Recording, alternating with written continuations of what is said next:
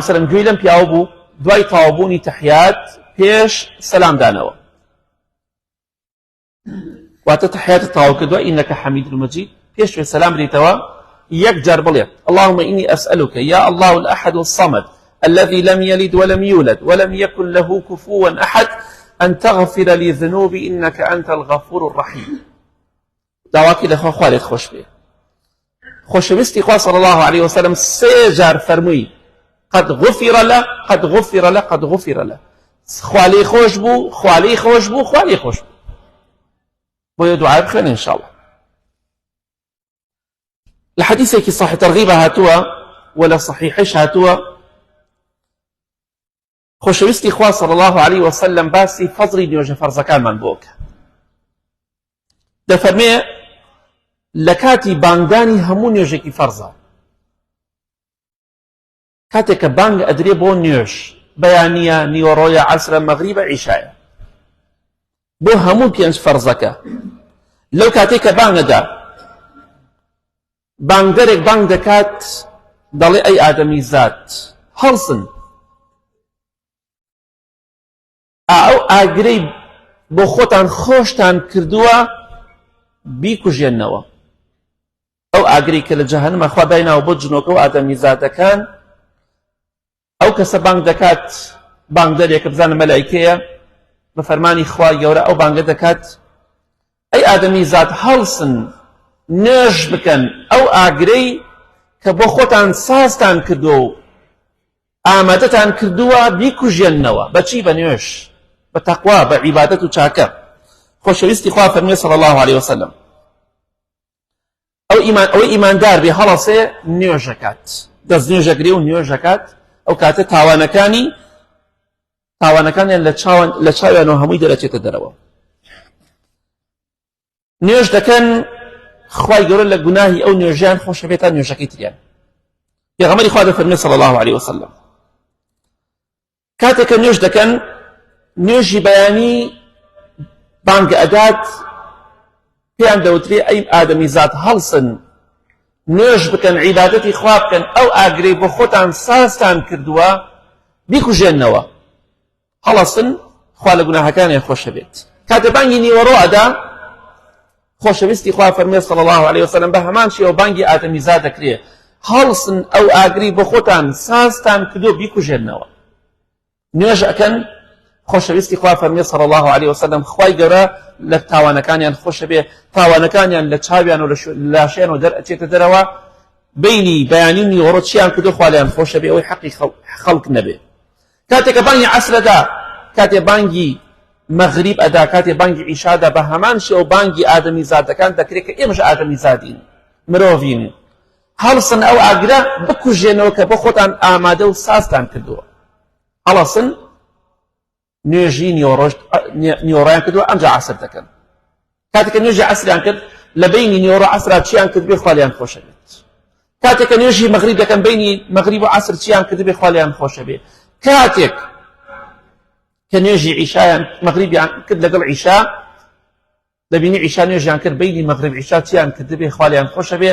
و کاتێک کە نوێژی عیشا دەکەن لەگەڵ بەیانیە لە بینی عیشا و بەیانیە چی گوناه و تاوانێکیان کرد بێ خوالیان خۆشە بێت. ئەمە فەزڵی نوێژە. کەواتە نوێژەکانت بە جوانی بکە دڵنیا بە هەموو نوێژێک لە بینی هەر نوێژێ بۆ نوێژێکی فەرز چی تاوانێکت کردی بێ خوای گەورە لێت خۆشە بێ مادەم حەقی خوا بێ نەک حەقی خەڵکی.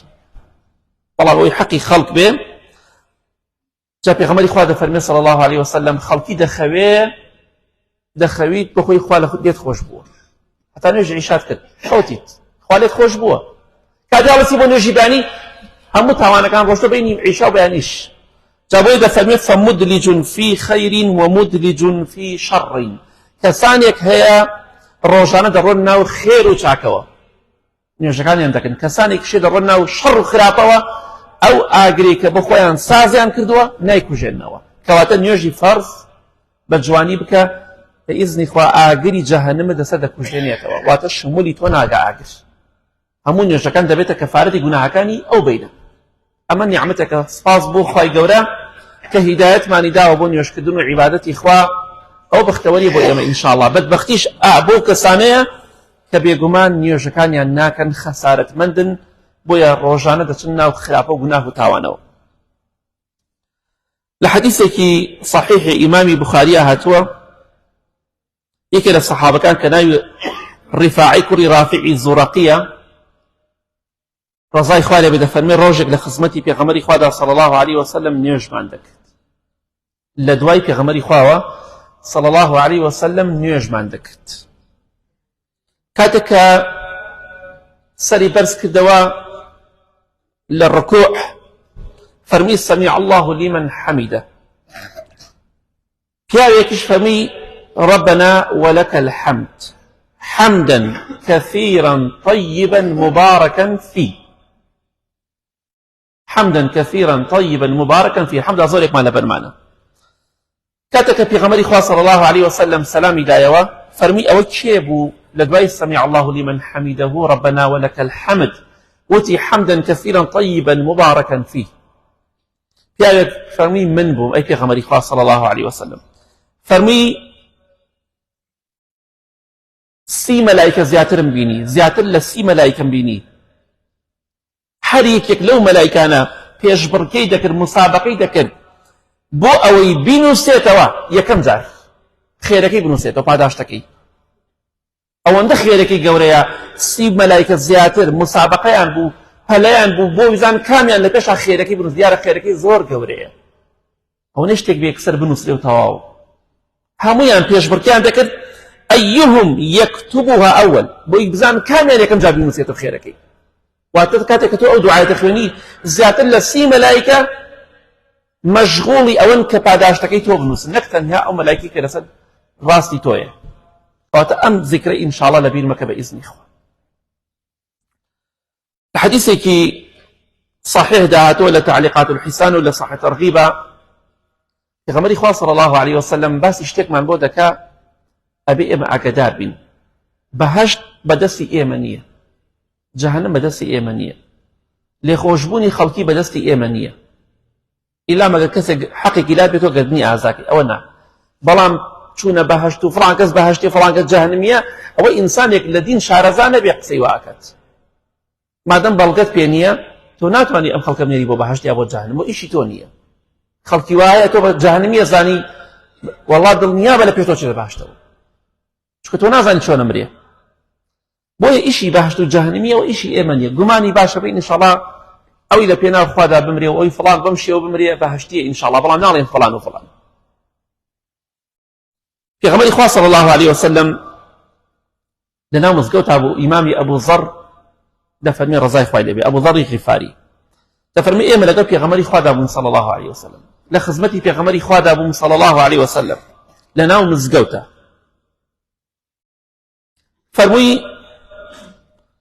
فەرمووی بڕۆن چی کەسێک لەم لای ئێوە لە چاوی ئێوەدا لە هەموو کەسێک گەورەتر و بەڕێزترە تەماشاکەن لای ئێوە چی کەسێک لە هەموو کەسێک بەڕێزتر و گەورەترە وتیان فڵان کەس ئەوە تا دانیشتووە قسە بۆ خەڵکی ئەکا ئەوە لای ئێمە جلێکی جوانی لەبەرایە ئەوە لای ئێمە لە هەموو کەسێ بەڕێزترە لەو جەماعەتە. پێغەمبەری خوا فەرمی صلی الله علیه وسلم فەرمی ئەی لای ئێوە لە هەموو کەسێک کەمتر کێ لە مزگەوت ئەکا لەم شوێنە لا ئێوە نرخی لە هەمووی کەمتر بێت بڵێن ئەمە لە هەر هەمووی خراپترە وتیان فڵان کەس ئەوەیە کە تەماشا دەکەیت جلێکی دڕاوی لەبەرایە ئەویان جلێکی جوان پوختەی لەبەرایە ئەمیش جلێکی دڕاوی لەبەرایە.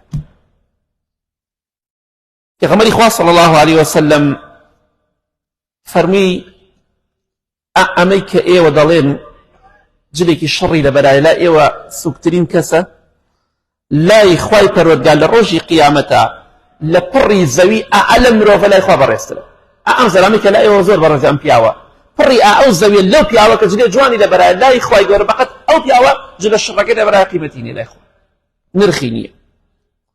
بۆیە فەرمی ئەمە زۆر زۆر چاکترە لەو بۆیە ئێمە نازانین کێ باشە کێ خراپە ظاهیرەن هەندێک کەسێ خراپە بەڵام لەوانەیە چاکێکی کردبێ خوا لێی خۆش بوو بێ.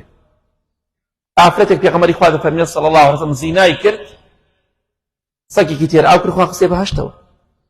من مەسمان نییە چی زینا بکەیت و سەگ ئاو بدەیت پەنا بەخوا مەسمان ئەوە نییە مەبەستمان ئەوەیە بەهەشت و جەهەنەم بەدەستی مام حاجی و مام فڵان کەس نییە. فڵان کەس باشتیە، فڵان کەس جەهەنەمیە. نابێ برای بەڕێزم لە خوا بترسە. ئەوە ئیشی تۆ نییە، ئیشی سەحابە نەبوو، ئیشی ئیمامی ئەوبەکر و عومەر نەبوو ڕەزای خوای بە خەڵک باشتر جانب بنێرێ. تەنها پێغەمبەری خوا صلی الله علیه وسلم بە فەرمانی خوا بە وحی فەرمیێتی فڵان کەس بەهەشتی فڵان کەس جەهەنەمیە. ئیتر بۆ سەحابەش نەبوو قسە بکە. مام حاجێکی نەخوێنەوار چۆن تەنشتەوە بوو؟ من یەکی خوێنەوار چۆن نەتەنشتی لا بڵێم؟ ئەوە تاوانێ زۆر گەورەیە. حەدیثی لەسەر هەڕەشەمان لێ یەکە. گومانی باشە بین ئینشاءالله خوا لە فڵان کەس خۆش بوو بیخاتە باشتەوە. بەس بڕیاری بەهەشتی و جەهەنەمی بەدەست ئێمە نییە.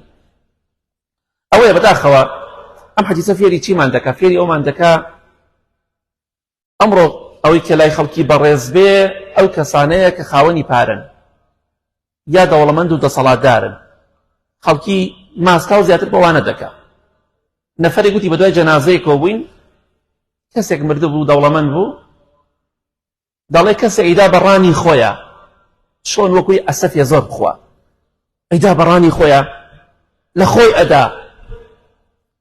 ئەڵێ پێم وتم تو خوا بەڕاستە ئەدەی بەڕانی خۆتا؟ وتی نەوەڵا بەڕاستم نییە. وتم ئەی بۆ واکەی؟ وتی وەڵا بەش وتی کێ چەوەم دەستکە شتێکم دەستکە. دەبینی جەنازەی فەقیر زۆرێک لە فەقیرەکان جەنازەکەیان چۆڵە، تەعزیەکەیشیان کە ناشەرعیە، تەعزیە ناشەرعی قەرەباڵ بۆیە چۆڵ بێ، تەعزیەکەیشیان پێوە دیارە، بەس ئەوەی کە دەوڵەمەند یا دەسەڵاتدارێکە تەماشا دەکەی خەڵکی دوو لە ڕێبەرەسان ماساوچی زۆرە بۆ فەقیرەکە ناڕوە. لای کاتێکە نەخۆشە خەڵکی سەردانی زۆرەکە، فەقیرەکەش کە سەردانی ناکە. بۆیە بەهەشتی و جەهەنەمی بەدەست ئێمە نییە.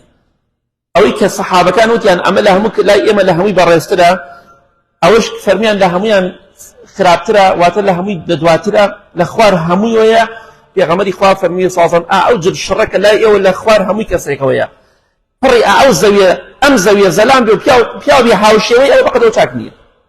توش نازانی کێ باشە کێ خراپە. بەهەشت و جەهەنەمیش بەدەستی ئێمە نییە. لە حەدیثێکی صحیح جامع سەغیرە هاتووە پێغەمبەری خوا صلی الله علیه وسلم دوو دوعا دەکات، دوو دوعا.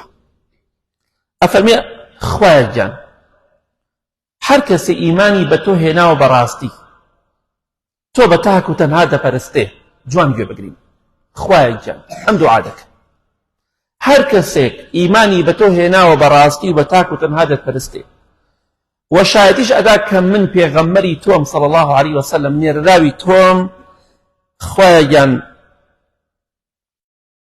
گەیشتن بە خۆتی لە بەرچاو خۆشەویستکە، واتە وای لێ بکە بەردەوام حەزکا بگا بە خزمەتی تۆ ئەی خوای پەروەردگار. خوای گیان قەزا و قەدەر و هەموو شتێکی لەسەر ئاسان کە، بەڵاکانی لەسەر ئاسان کە، ناڕەحەتیەکانی لەسەر ئاسان کە، مادەم باوەڕی بەخوا و بە پێغەمبەری خوایە صلی الله علیه وسلم بەڕاستی. خوای گیان وای لێ بکە بەردەوام حەز بکا بگاتە خزمەتی تۆ و قەزا و قەدەر و بەڵا و موسیبەت و ناخۆشی و ناڕەحەتیەکانی لەسەر ئاسان کە، بۆی ئاسان کە، هەموو شتێکی لەسەر ئاسان کە. و دنیای کەم بەرێ، چونکە دنیای کە ئینسان دنیای زۆر بوو خەوی ئیسراحەتی نامێنێ. وەڵڵاهی چەندەها دەوڵەمەند دەزانم هەبوو بە خۆمی وتووە وەڵڵاهی خەوم نییە. خەڵکەڵی کاکە بۆ ناخەوی؟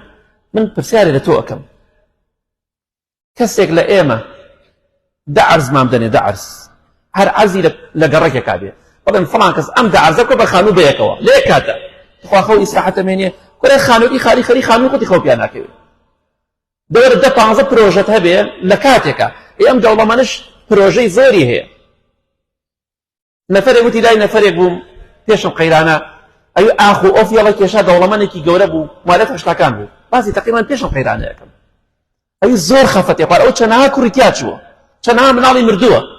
وتم کاک فڵان کەسە بۆ هەڵیهاتەوە، وا خەفەتە خۆی. ئەوی بۆ گەرمای نێوەڕە سوێن بخوا مانگی 7-8 بۆیت پسکیت و ئاوێ خوارد. وتمە کاکە بۆ خواردنێ باشم، کاکە من خۆزی کەڵا بخۆم ئیفلاس دێنم، ناتوانم کاکە گیان.